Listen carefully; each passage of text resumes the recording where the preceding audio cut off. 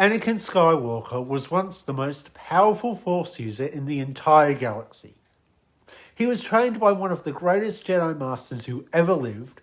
He was feared across the battlefields of the Clone Wars, and he was prophesied to be the Chosen One, destined to bring balance to the Force.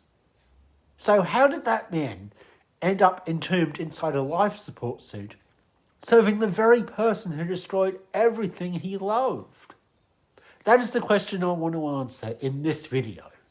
So let's get straight into it. Now, to understand how Anakin Skywalker fell, we have to go all the way back to the very beginning. Anakin was born on Tatooine, a desert planet on the outer rim of the galaxy, to a woman named Shmi Skywalker.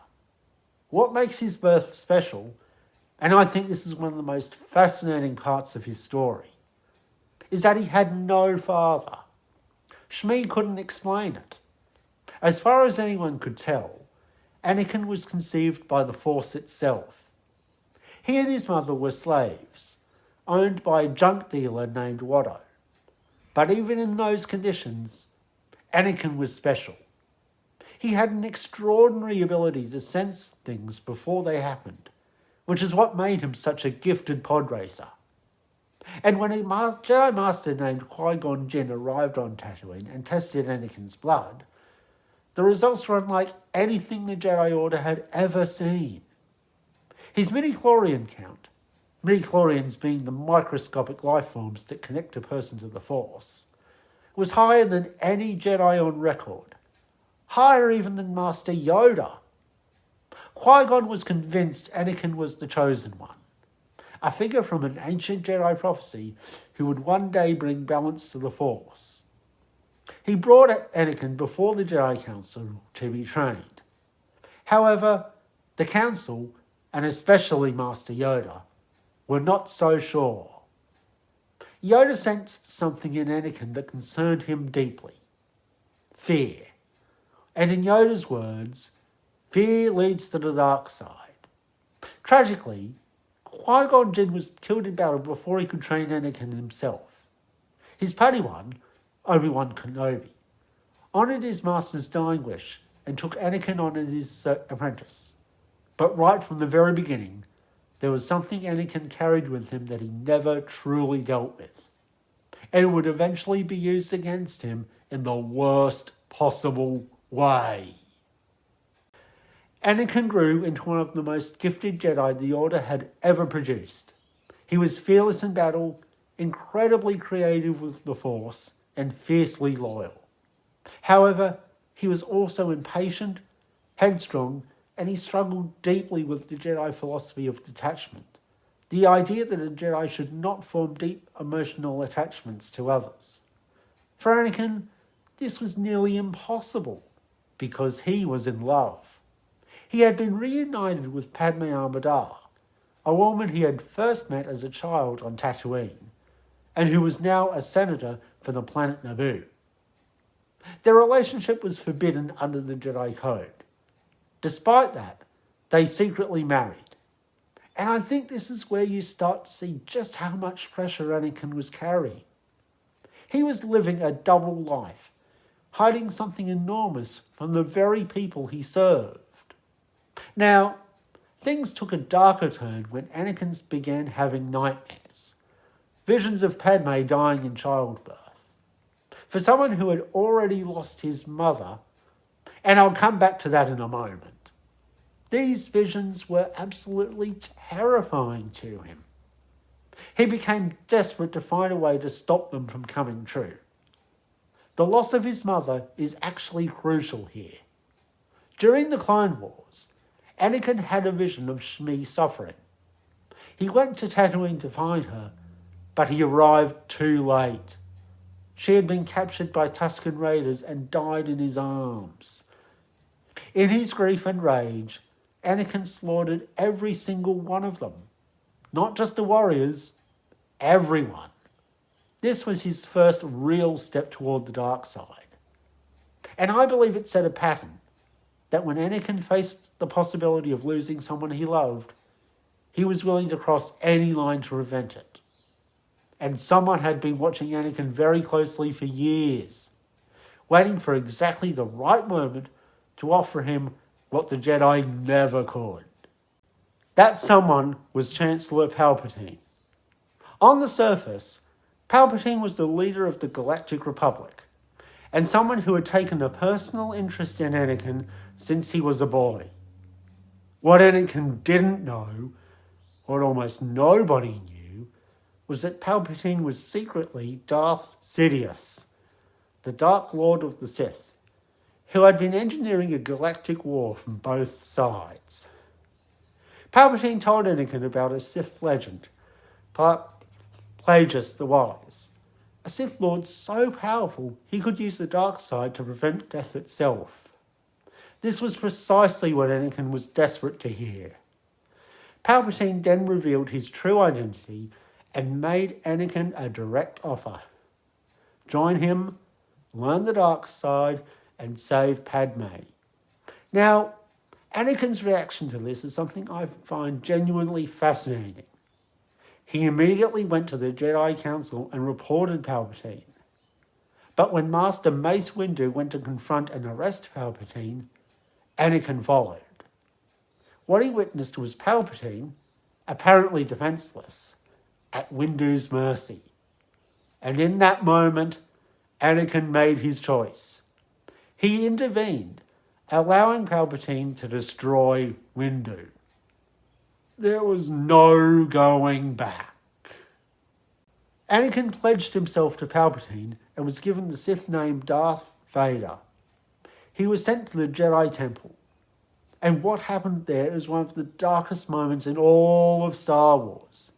He killed the Jedi Knights inside, and the younglings. He then travelled to the volcanic planet Mustafar to eliminate the Separatist leaders, completing the war that Palpatine had orchestrated. When Obi-Wan arrived on Mustafar, accompanied by Padme, it was already too late. Anakin, consumed by the dark side, force-choked Padme in a moment of paranoid rage. The duel between Anakin and Obi-Wan that followed is one of the most heartbreaking in the saga. Two brothers fighting to the death. Obi-Wan won. He left Anakin burning on the banks of a lava river, saying those famous words, "You are the chosen one!" Palpatine arrived and retrieved what was left of Anakin's body. And in a surgical theatre on Coruscant, Darth Vader was born, encased in black armour, kept alive by a life support suit that also caused him constant pain. When Vader asked about Padme, Palpatine told him she had died. In his anguish, Vader's force stream buckled the walls of the room. She had, in fact, died giving birth to twins, Luke and Leia. But Vader didn't know that. But even inside that armour, even after everything he had done, Anakin Skywalker was not completely gone, and it would take his own son to prove it. For over 2 decades, Darth Vader served the Emperor as the Empire's most feared enforcer. He hunted down surviving Jedi, crushed any resistance to Imperial rule, and became a symbol of absolute terror across the galaxy. The suit, while keeping him alive, had also diminished his force potential. I'm not entirely sure of the exact extent, but it's generally believed Vader was significantly less powerful than he could have been as a fully healthy Anakin Skywalker. What's interesting is that Palpatine kept Vader weakened on purpose.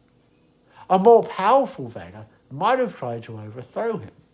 So in a sense, Vader was a prisoner, not just of the suit, but of Palpatine himself. Now, everything began to change when Vader learned that the pilot who had destroyed the Death Star, the Empire's greatest weapon, was named Skywalker. Luke Skywalker, his son. This discovery clearly affected Vader, because from that moment on, his goal shifted. He wanted Luke to join him on the dark side, so that together they could destroy the Emperor and rule the galaxy. We then get the iconic moment in The Empire Strikes Back where Vader tells Luke the truth. I am your father. It's one of the most famous reveals in cinema history. But I think the most important scene in Vader's entire story happens in Return of the Jedi. Luke surrenders himself to Vader willingly, believing there is still good in his father. The Emperor attempts to kill Luke with Force lightning, and Vader, watching his son in agony, makes a choice. He grabs Palpatine and throws him into the reactor shaft, fulfilling the prophecy of the Chosen One at last. He brought balance to the Force by destroying the Sith. The cost was his own life. The suit was badly damaged, and as he lay dying, he asked Luke to remove his mask. He wanted to see his son with his own eyes, just once, before the end. He died not as Darth Vader, but as Anakin Skywalker. And that, for me, is what makes Anakin's story so compelling. This was a man shaped by fear, manipulated by the most powerful Sith Lord in history, who was pushed past every breaking point imaginable. His fall was not inevitable. It was a series of choices, each one made out of love and desperation. And in the end, it was that same love that saved him. I think this is a brilliant story, and one that every Star Wars fan should know inside out. I hope this video helped if you were looking for the full picture. If you enjoyed this video, I'd also highly recommend my full review of The Mandalorian and Grogu. I've linked it on the end screen right now, so make sure you check that out next. Don't forget to subscribe so you don't miss my next video. Anyway guys, thanks for watching, and I will see you in the next video. Bye for now!